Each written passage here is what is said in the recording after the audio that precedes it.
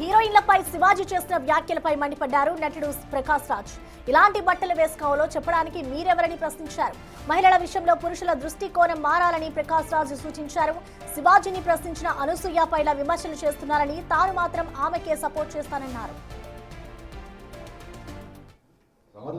అంత చెత్తగా మాట్లాడితే ఒక భాష ఏంటి? ఆడవాళ్ళు అంటే ఏమనుకుంటున్నారు మీరు? మీలో ఉన్నదే బయట వస్తుంది.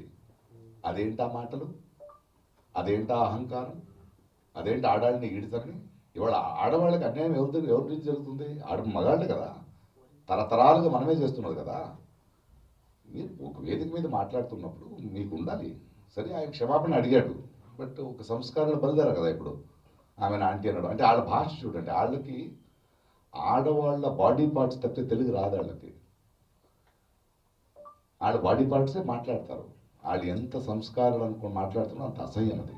అనసూయ గారిని, అనసూయ లాంటి వాళ్ళని నేను సపోర్ట్ చేస్తాను. ఆడవాళ్ళని సపోర్ట్ చేయాల్సింది మా బాధ్యత, మా కర్తవ్యం అది.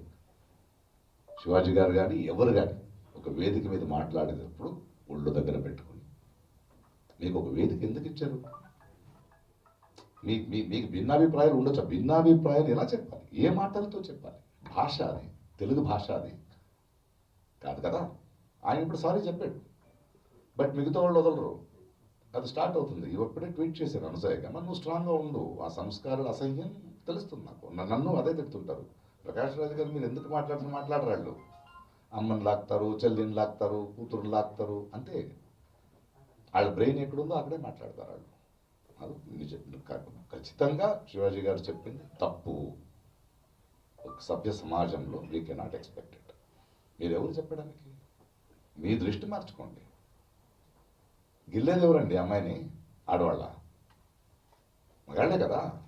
మరి నేను పోకులేలా చెప్పాలా గిల్లితే గిల్లించుకోవాలని? కాదు కదా, అన్యాయం కదా అది.